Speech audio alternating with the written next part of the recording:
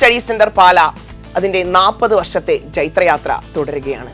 അതിൽ ഒട്ടനവധി വിദ്യാർത്ഥികളും അതേപോലെ തന്നെ അധ്യാപകരും നമ്മുടെ ഭാഗമായിട്ടുണ്ട്. അതിൽ തന്നെ ഏറ്റവും സീനിയർ ആയിട്ടുള്ള സുവോളജി ഡിപ്പാർട്ട്മെന്റിന്റെ തന്നെ ഹെഡ് ആയിട്ടുള്ള YS K എബ്രഹാം സർ ഇന്ന് നമ്മുടെ കൂടെയുണ്ട്. Sir, welcome.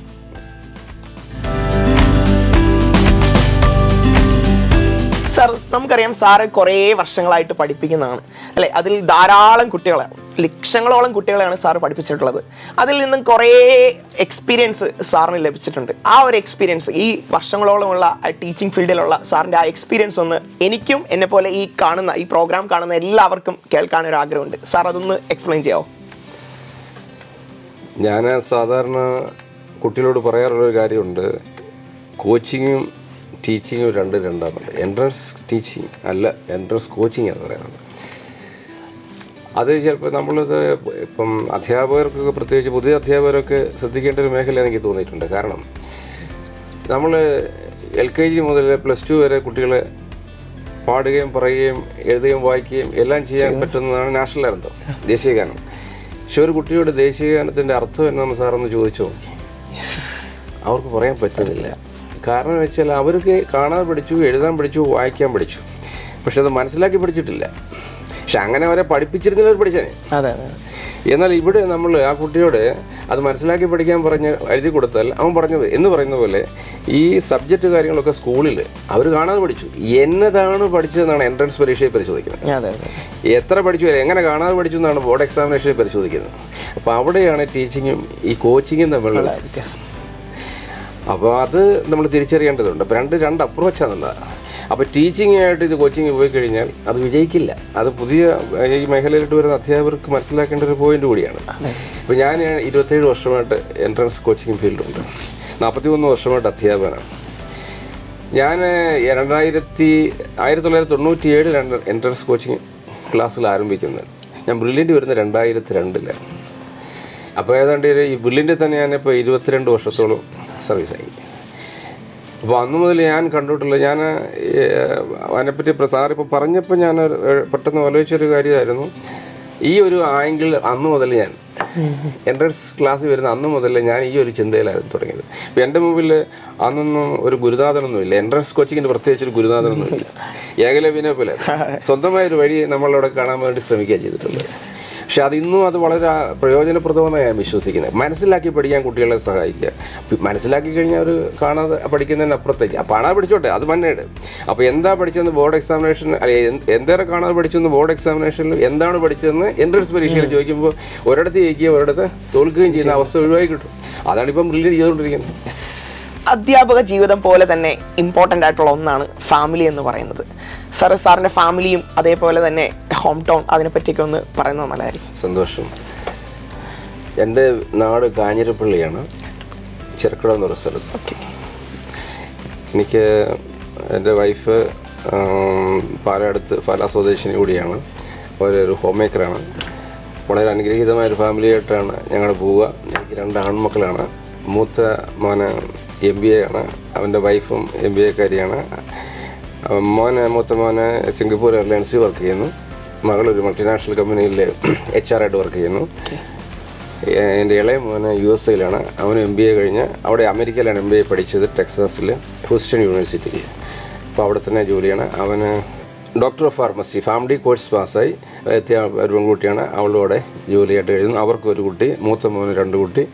അങ്ങനെ സർ, നമ്മുടെ 40 വർഷത്തെ ജൈത്രയാത്ര, നമ്മുടെ ബ്രില്യൻറ്റിൻ്റെ 40 വർഷവും അതിഗംഭീരമായിട്ടുള്ള റിസൾട്ടുകളുമാണ് നമ്മൾ ദൈനംദിനം പത്രങ്ങളിലൂടെയും അല്ലാതെ വാർത്താ മാധ്യമങ്ങളിലൂടെയും നമ്മൾ നേരിട്ടും കണ്ടുകൊണ്ടിരിക്കുന്നത്. അതിൽ സാറ് ബ്രില്യൻറ്റിൻ്റെ ഭാഗമായതെന്നാണ്. 2002 ഞാനിവിടെ എത്തുക. 2005 എഞ്ചിനീയറിംഗിൽ ഒരു ഫസ്റ്റ് റാങ്ക് കിട്ടുന്നു.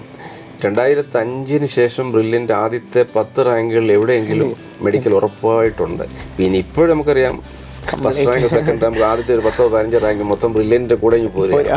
അപ്പോൾ അത് ബ്രില്യൻ്റ് നമുക്ക് റാങ്ക് ഒരു വാർത്തയല്ലേ ഇന്ന്. പണ്ട് അതൊരു വാർത്തയായിരുന്നു. ആദ്യത്തെ റാങ്ക് കിട്ടുക 2005 എന്ന് പറയുമ്പോൾ അത് വലിയ സന്തോഷമുള്ളൊരു കാര്യമാണ്. എനിക്ക് തോന്നുന്നു അധ്യാപകരും വിദ്യാർത്ഥികളും മാനേജ്മെൻറ്റും ഒരുപോലെ സന്തോഷിച്ച സമയം അതായിരുന്നു എന്ന് എനിക്ക് അന്ന് തോന്നിയിട്ടുണ്ട്.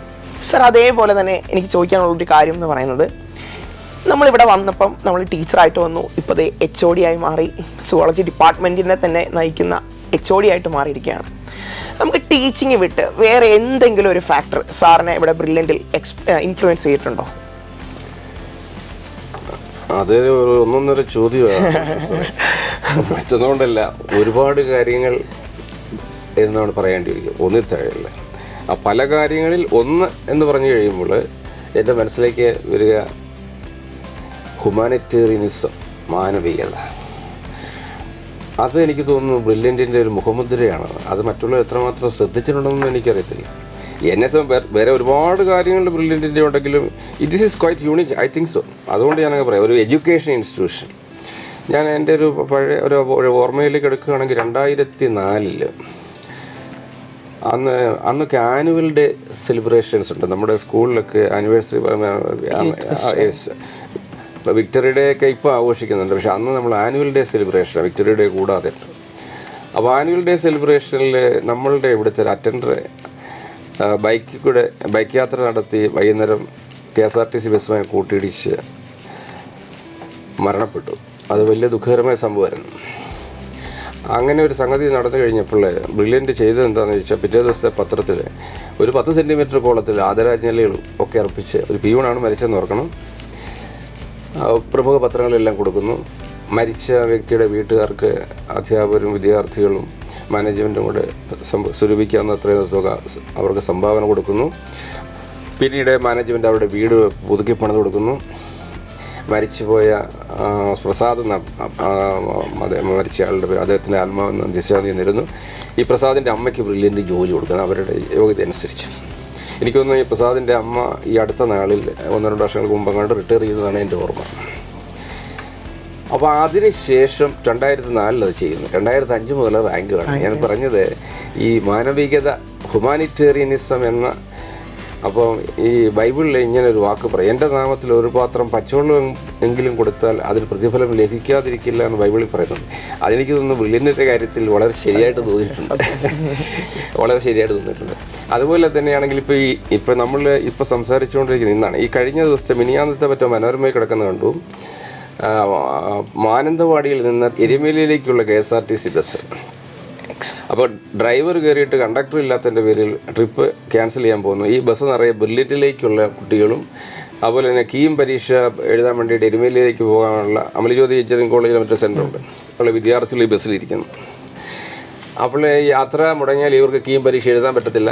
അപ്പോൾ ഇതിൽ ഒരു യാത്രക്കാരൻ KSRTCയിലെ ഒരു കണ്ടക്ടർ കൂടിയാണ്. അദ്ദേഹം ലീവിലാണ്, അദ്ദേഹത്തിൻ്റെ മകൾ ഈ ബസ്സിലുണ്ട്. അപ്പോൾ ഈ കണ്ടക്ടർ ഈ യാത്ര ചെയ്യുന്ന കണ്ടക്ടർ, KSRTCയുടെ കണ്ടക്ടർ ആയിരുന്ന ആൾ ഇപ്പോൾ അവധിയിലുണ്ട്. അദ്ദേഹം ഈ കണ്ടക്ടർ ജോലി ഇന്ന് ഏറ്റെടുക്കുകയും ഈ ട്രിപ്പ് മുടങ്ങാതെ ഈ കുട്ടികളെല്ലാം പാലായി കൊണ്ടുവരികയും എരുമേലി കൊണ്ടുപോവുകയും ചെയ്തു. ഇത് കാര്യം ഇങ്ങനെ അറിഞ്ഞപ്പോൾ ജോർജ് സാറ് ചെയ്തത്, അദ്ദേഹത്തിൻ്റെ മകൾക്ക് ബ്രില്യൻറ്റിൽ പഠിക്കാനുള്ള ഫീസ് വരുമ്പോൾ അത് ഇളവ് ചെയ്ത് കൊടുക്കുക. ഇത് കാരണം വെച്ചാൽ ഒരു ടൈംലി ഹെൽപ്പ്, മറ്റുള്ളവരുടെ അവിടെ ഞാനിപ്പോൾ ഹ്യൂമാനിറ്റേറിയനിസം ഇതൊന്നും ആരും പറഞ്ഞിട്ടൊന്നുമല്ല, അവരാവശ്യപ്പെട്ടിട്ടുമല്ല. അപ്പോൾ ഇങ്ങനെ അറിഞ്ഞാൽ ചെയ്യുകയാണ്. അതുപോലെ തന്നെ ഈ അടുത്ത എനിക്ക് തോന്നുന്നു 2-3 മാസങ്ങൾക്ക് മുമ്പ് ഇടുക്കിയിൽ തൊടുപുഴ അടുത്ത് ഈ പശുക്കളെ വളർത്തുന്ന ഒരു ചെറുപ്പക്കാരൻ്റെ അവസ്ഥ ആ പശുക്കളൊക്കെ ചത്തുപോയി. പത്രങ്ങളിലെല്ലാം നമ്മൾ നിറഞ്ഞൊരു കേസാണ്. ഏതായാലും അന്ന് നമ്മുടെ അസിസ്റ്റൻറ്റ് ഡയറക്ടർ ജോസഫ് സാർ അവിടെ എത്തി. അപ്പോൾ ബ്രില്യൻറ്റിന് വേണ്ടി ഡയറക്ടർമാർക്ക് വേണ്ടിയിട്ട് ഒരു കത്ത് കൊടുത്തു, അവനെ ഫ്രീ ആയിട്ട് പഠിപ്പിക്കുന്നു. ഈ വർഷം ആ കുട്ടി പല ബ്രില്യൻറ്റിൽ പഠിക്കുന്നുണ്ടെന്നാണ് എൻ്റെ അറിവ്. പക്ഷേ ഞാൻ അന്വേഷിച്ചപ്പോൾ മനസ്സിലായത് ഫുൾ ഫ്രീ.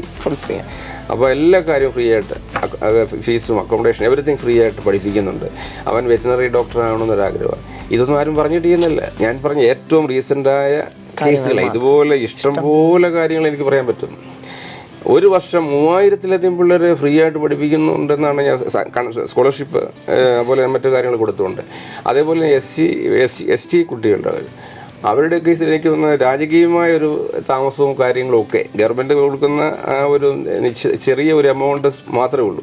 അതിൽ കൂടുതൽ ആഡ് ചെയ്ത് കൊടുത്തുകൊണ്ട് വളരെ എനിക്ക് തോന്നുന്നു ആ മേഖലയിലൊക്കെ ചെയ്യുന്നത് മറ്റുള്ളവരത് പറഞ്ഞിട്ടുണ്ടാവില്ല. പക്ഷേ എനിക്കൊന്ന് ഡയറക്ടേഴ്സിൻ്റെ ഒരു സ്വഭാവം വെച്ച് ഇടത് കൈ ചെയ്യുന്നത് വളരെ അറിയരുത് എന്നൊരു ചിന്തയിലായിരിക്കും.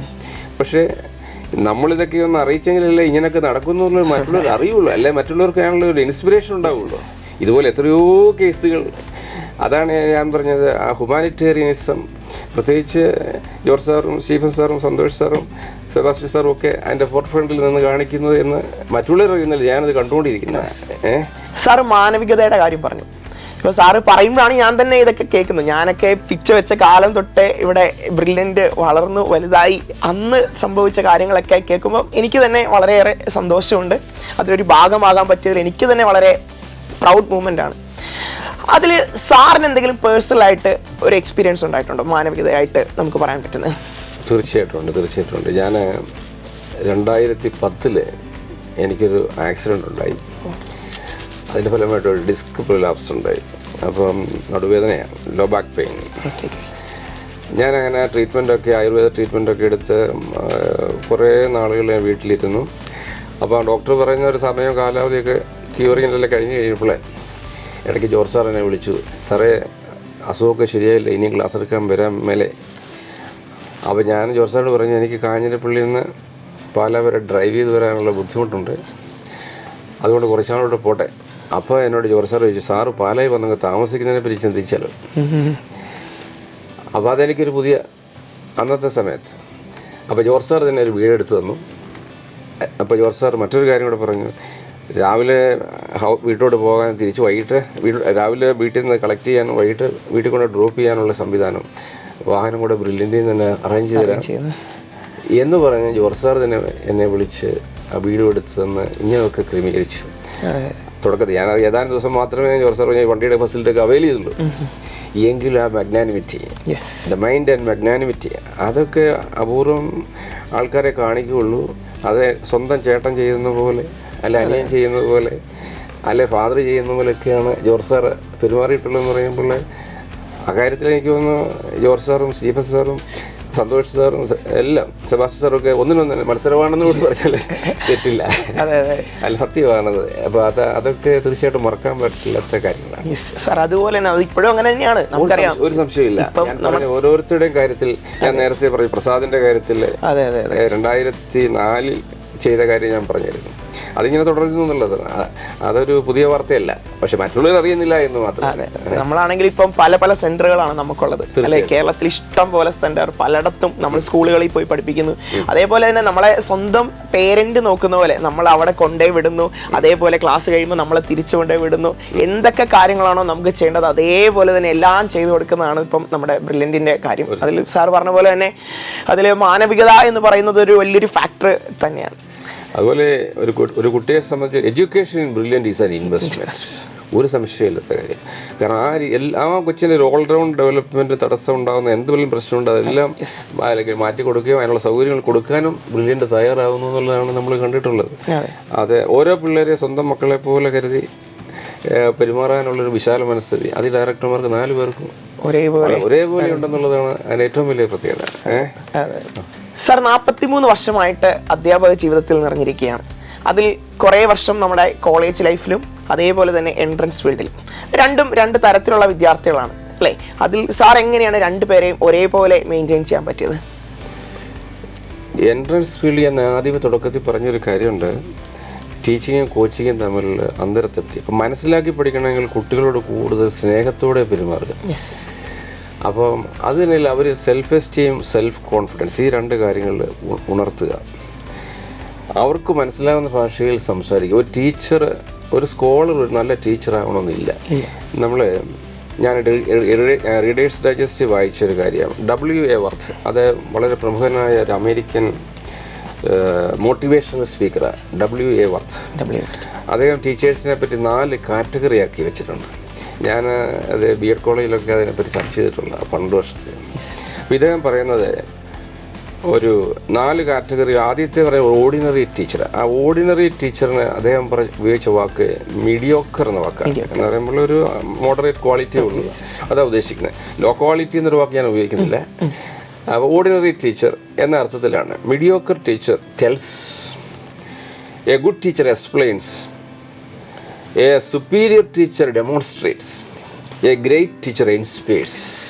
പ്രചോദിപ്പിക്കുന്നവനാണ് ഗ്രേറ്റ് ടീച്ചർ. അപ്പോൾ ഞാൻ ഈ 4 കാറ്റഗറിയിൽ W.A. വർത്തിൻ്റെ, അത് റീഡേഴ്സ് ഡൈജസ്റ്റ് എന്നാണ് ഞാനിത് വായിച്ചത്, അപ്പോൾ ഈ വാക്കുകളൊക്കെ അപ്പോൾ ഒരു ഓർഡിനറി ടീച്ചർ എന്ന് പോലും വായിക്കുക അപ്പോൾ അതിനെപ്പറ്റി ചിന്തിക്കാൻ ഒരു പ്രേരണ കൊടുക്കുക. വാക്കുകൾ സാറിന് പരിചയമില്ലാത്തൊരു മറ്റൊരു വാക്കാണ് പുള്ളി ഉപയോഗിച്ചത്. ഒരു ഗ്രേറ്റ് ടീച്ചറാകാൻ, ഒരു അധ്യാപകനാകാൻ, ഗ്രേറ്റ് ടീച്ചറാകാൻ ഒരാൾ ടീച്ചിങ് ഫീൽഡിൽ ഇറങ്ങുന്ന ആൾ ശ്രമിക്കണം.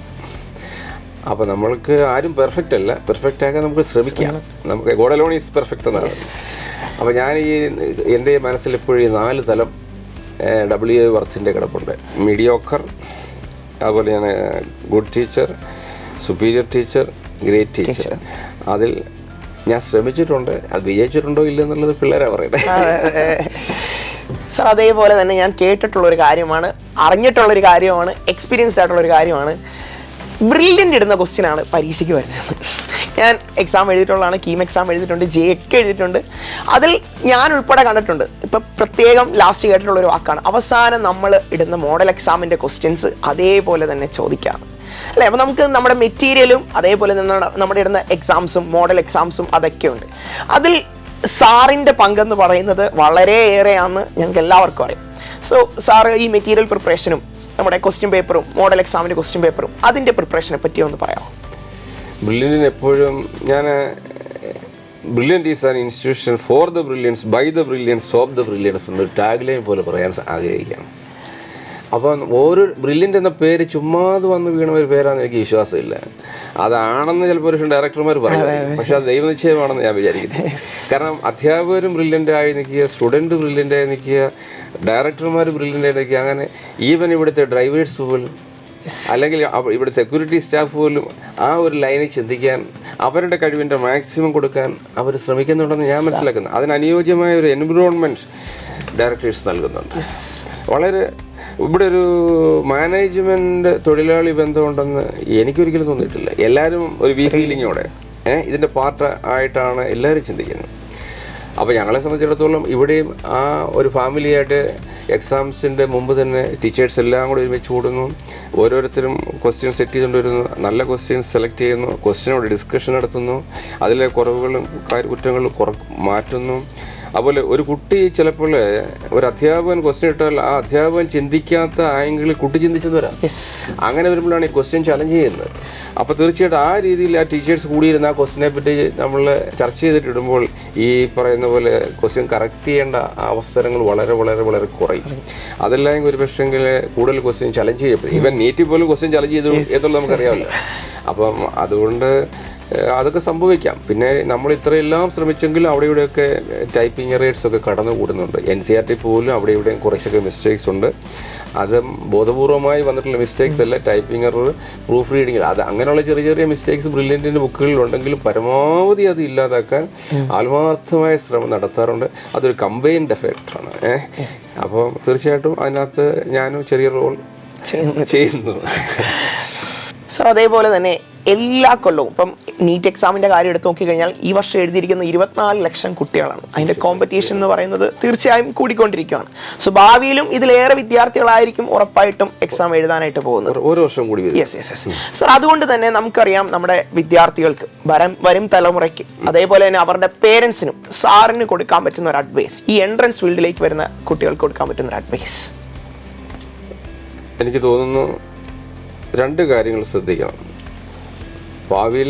അതായത് ഇപ്പം നമുക്ക് നമ്മൾ കുട്ടികളെ കൊണ്ട് സ്കൂളിൽ ചേർക്കുമ്പോൾ ഏതെങ്കിലും ഒരു സ്കൂളിൻ്റെ ബോർഡ് നോക്കിക്കൊണ്ടൊന്നും ആകാൻ പാടില്ല. കാരണം അവിടെ പഠിപ്പിക്കുന്ന കെട്ടിടത്തിൻ്റെ അല്ല, അവിടുത്തെ സാറന്മാരുടെ ക്വാളിറ്റിയിലാണ് ഒരു സ്ഥാപനത്തിൻ്റെ മെച്ചം ഇരിക്കുന്നു പറയാം.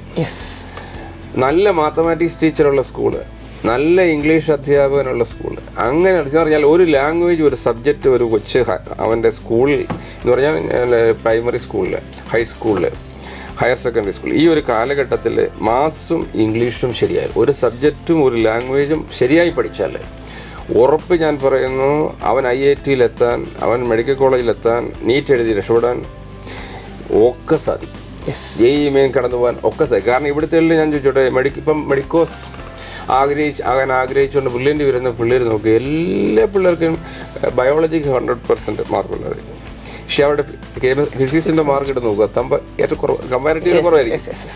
എന്തുകൊണ്ട് അവരുടെ ഫിസിക്സ് മാർക്ക് കുറഞ്ഞു പോയി സാർ അന്വേഷിച്ച് നോക്കിയുള്ളൂ. ബേസിക്കലി അവരുടെ മാസ് മോശമായിരിക്കും. മാസ് മോശമായി കഴിഞ്ഞാൽ ഫിസിക്സിൻ്റെ മാർക്ക് പോകും. ഈ ഫിസിക്സ് മോശമാകുന്ന ഒരു കുട്ടി കെമിസ്ട്രി മോശമാകാൻ, ഓർഗാനിക് കെമിസ്ട്രി ഒക്കെ പ്രത്യേകിച്ച് മോശമാകാൻ സാധ്യതയുണ്ട്. അതെ. ഇനി ഈ കുട്ടി കാണാതെ പഠിച്ചാണ് കയറി വന്നിരിക്കുന്നത്. ഇംഗ്ലീഷ് അറിയത്തില്ലാത്തൊരു വായിച്ചാൽ മനസ്സിലാകത്തില്ല. അതെ. പിന്നെ മറ്റൊരു ദുരന്തം ഇപ്പോൾ കൂടി വന്നിരിക്കുന്നത് ഗ്രാമർ വേണ്ട എന്ന രീതിയിൽ അടുത്ത കാലത്ത് ഈ മംഗ്ലീഷുകാർ വന്നുകൊണ്ട് ഈ പല ഈസം വാസും ഒക്കെ വേണ്ട എന്ന മറ്റു സംഗതി പോയി കഴിഞ്ഞപ്പോൾ ഇപ്പോഴത്തെ ക്വസ്റ്റ്യൻ പല പിള്ളേർക്ക് മനസ്സിലാകാതെ വരുന്നു. അപ്പോൾ ക്വസ്റ്റ്യൻ മനസ്സിലാകാത്തതുകൊണ്ട് ഉത്തരം തെറ്റിപ്പോകുന്നു. അതുകൊണ്ട് തന്നെ ലാംഗ്വേജ് കറക്റ്റാകുക വളരെ ഇമ്പോർട്ടൻ്റ്. ഇൻ ബയോളജി ഒരു സംശയമില്ലാതെ ഞാൻ പറയുകയാണ്, ലാംഗ്വേജ് മാറ്റേഴ്സ് വെരി മച്ച്. അത് അടിവരയിട്ട് ഞാൻ പറയാൻ ആഗ്രഹിക്കുകയാണ്. Language matters very much. Question വായിക്കുന്നത് മനസ്സിലാകുന്നില്ല. ഒരു രസകരമായ സംഭവം ഞാൻ പറഞ്ഞാൽ റോഷൻ സാറിന് ചിരി വരും. അത് 2009 നീറ്റിൻ്റെ ഒരു ക്വസ്റ്റ്യനാണ്, ബയോളജിയിലെ സുവോളജി ചോദ്യമാണ്. Which of the following is likely root cause why menstruation is not taking place in a regularly cycling human female. എന്നെ സംബന്ധിച്ചുള്ള നല്ല ഓർമ്മയുള്ളൊരു വ്യക്തിയാണ് കേട്ടോ. ഫസ്റ്റ് ഇയർ സെക്കൻഡ് ഇയർ ഇൻസ്റ്റിറ്റ്യൂട്ടൊക്കെ ബൈഹാർട്ടാണ്. അപ്പോൾ ഈ പ്രീവിയസ് ക്വസ്റ്റ്യൻസും ഒക്കെ എനിക്ക് ഇതേപോലെ പറയാൻ പറ്റും. അപ്പോൾ why menstruation is not taking place in a regularly cycling human female എന്ന് ക്വസ്റ്റ്യൻ ഇട്ടപ്പോൾ ചില പിള്ളേർ എന്നും സൈക്കിൾ ചവിട്ടുന്ന ആളാണോ എന്നൊക്കെ എന്നോട് വന്ന് ചോദിക്കുക. അപ്പം ഞാൻ കൊച്ചിനോട് ചോദിച്ചു, അറിയാവുന്ന സൈക്കിളൊക്കെ പറയാം. അപ്പം BSS സൈക്കിൾ, ഹെർക്കുലീസ് സൈക്കിൾ, ഇങ്ങനെയൊക്കെ പറയാം. ഞാൻ പറഞ്ഞു ലാംഗ്വേജ് മാറ്റേഴ്സ് വെരി മച്ച്. അപ്പോൾ ഇതൊക്കെ കുഞ്ഞുങ്ങൾ നമ്മൾ ഓർണമെൻ്റൽ ലാംഗ്വേജാണ് നോർത്ത് ഇന്ത്യൻസ് ഉപയോഗിക്കുന്നത്. നമ്മളിവിടെ നേരെ സ്ട്രെയിറ്റ് ഫോർവേഡ് ആയിട്ടുള്ള ഒരു ഇംഗ്ലീഷിലാണ് നമ്മളിപ്പോൾ കേരളത്തിൽ ഉപയോഗിക്കുന്നത്. അപ്പോൾ ഇത് ലാംഗ്വേജിന് വലിയ സാധ്യതയുണ്ട്. അപ്പോൾ ഞാനൊക്കെ തമാശ അനുഭവങ്ങളാണ്. പക്ഷേ ഇതൊക്കെ കൊച്ചുങ്ങൾ മോശക്കാരായിട്ടല്ല. അപ്പോൾ അവർ എന്നോട് ഇന്നസെൻ്റായിട്ട് അങ്ങനെയുള്ള കാര്യങ്ങളൊക്കെ ചോദിക്കാൻ നമ്മൾ അധ്യാപകൻ എൻട്രൻസ് ക്ലാസ് തീർച്ചയായിട്ടും കുട്ടികളോട് അവർ ഫ്രീ ആയി നമ്മൾ ഇടപെടുക മാത്രമേ അവർ ഡൗട്ട് ക്ലിയറൻസിനൊക്കെ ശരി. അപ്പോൾ ഇവിടെ നല്ലൊരു അങ്ങനത്തെ മേഖലയാണ് കൊടുക്കുന്നത്. അപ്പോൾ അതുകൊണ്ടാണ് ഞാൻ പറഞ്ഞത് ലാംഗ്വേജ് ശരിയായിരിക്കണം, മാസ് ശരി. ഈ രണ്ട് കാര്യങ്ങൾ ശരിയാകുകയാണെങ്കിൽ ഇതിനെപ്പറ്റി ഡയറക്ടർമാർക്ക് നല്ല ബോധ്യമുള്ളത് കൊണ്ടാണ് നമ്മൾ ഈ ഫൗണ്ടേഷൻ ബാച്ച് ആരംഭിച്ചത്. ആദ്യം അവരുടെ വിഷൻ ഭയങ്കരമാണ്. പക്ഷേ ഇത് മറ്റുള്ളവർക്ക് അറിഞ്ഞിട്ടുണ്ടോ എന്ന് എനിക്കറിയില്ല. അപ്പോൾ 5ാം ക്ലാസ്സിലെ കുട്ടികളെ ഇരുത്താനുള്ള വിഷമമുണ്ട്. 6, 7, 8, 9, 10. അപ്പോൾ ഇങ്ങനെ പടിപടിയായിട്ട് ഇത് കൊടുക്കുന്നതുകൊണ്ട് വളരെ മെച്ചം കിട്ടും. 12ാം ക്ലാസ്സിൽ +2 പരീക്ഷ 700 കൂടി തന്നെ ഈ പറഞ്ഞ പോലെ കഴിഞ്ഞ വർഷം തന്നെ നമ്മുടെ ഇവിടുത്തെ ഷെന്നി സാറിന്റെ മോന് 100% മാർക്ക് അല്ലേ കിട്ടി. അപ്പൊ അതും ഈ താന്ന ക്ലാസ് പോലെ കൊടുത്തോണ്ടല്ലേ, ഇല്ലെങ്കിൽ അത് നടക്കുന്ന കാര്യമല്ല. അപ്പൊ ഈ ഒരു മേഖല മാസ് ഇംഗ്ലീഷ് നല്ല രീതിയിൽ പഠിപ്പിക്കുന്ന സ്കൂളുകളിൽ കുട്ടികളെ അധ്യാപകരെ നോക്കി ചേർക്കേണ്ട ഒരു ആവശ്യകത ഉണ്ടെങ്കിൽ അതുണ്ട്. അത് പരിഹരിച്ചാൽ അത് ട്യൂഷൻ ഇവിടെ മതി. ട്യൂഷൻ എന്ന് പറഞ്ഞാൽ ജയിക്കാൻ വേണ്ടിയിട്ടല്ല, നമ്മൾ ഈ ഫുൾ മാർക്ക് മനസ്സിലാക്കി പഠിക്കാനും പഠിപ്പിക്കാനുള്ള ശ്രമം ഉണ്ടാകണം അധ്യാപകർ. അപ്പം പുതിയ അധ്യാപകരും അത് ശ്രദ്ധിക്കണം. പരമാവധി മനസ്സിലാക്കി പഠിക്കാൻ കുട്ടികളെ പ്രേരിപ്പിക്കുക. സാർ അത് പറഞ്ഞപ്പോൾ എനിക്കൊരു കാര്യം ഓർമ്മ വരുന്നത്, നമ്മുടെ നീറ്റ് എക്സാമിന് വരുന്ന കുട്ടികൾക്കെല്ലാം ആദ്യത്തെ ക്ലാസ് കൊടുക്കുന്നത് മാത്തമാറ്റിക്സ് ഡിപ്പാർട്ട്മെന്റിൽ നിന്നാണ്. നമ്മുടെ മാത്തമാറ്റിക്കൽ ടൂൾസ് എന്ന് പറഞ്ഞ് ആദ്യം തന്നെ ഓൺലൈൻ ക്ലാസ്സിൽ നമ്മൾ ക്ലാസ് കൊടുക്കും. ഡിഫറൻഷിയേഷൻ, ഇൻ്റഗ്രേഷൻ, അവരുടെ ഫിസിക്സിലും കെമിസ്ട്രിയിലും ഒക്കെ ആവശ്യം വരുന്ന എല്ലാ കാര്യങ്ങളും നമ്മൾ ആദ്യം തന്നെ അവർ പറഞ്ഞ് സെറ്റാക്കി കൊടുക്കുന്നുണ്ട്. സാർ അപ്പം താങ്ക് യു. സാറിൻ്റെ കുറേയേറെ കാര്യങ്ങൾ നമുക്ക് എല്ലാവർക്കും കേൾക്കാൻ പറ്റി. സാറിൻ്റെ പേഴ്സണൽ ലൈഫും അതേപോലെ തന്നെ നമ്മുടെ ബ്രില്യൻറ്റിൽ നിന്നും സാറിന് ലഭിച്ചിട്ടുള്ള ആ അനുഭവങ്ങളും ആ എക്സ്പീരിയൻസും അതുപോലെ തന്നെ ബ്രില്യൻറ്റിനെ പറ്റി കുറേ കാര്യങ്ങളും നമുക്ക് അറിയാൻ പറ്റി. സോ ഇനിയുള്ള ജീവിതത്തിലും ഇനിയുള്ള അധ്യാപക ജീവിതത്തിലും സാറിന് എല്ലാവിധ ആശംസകളും നേരുന്നു. Thanks sir.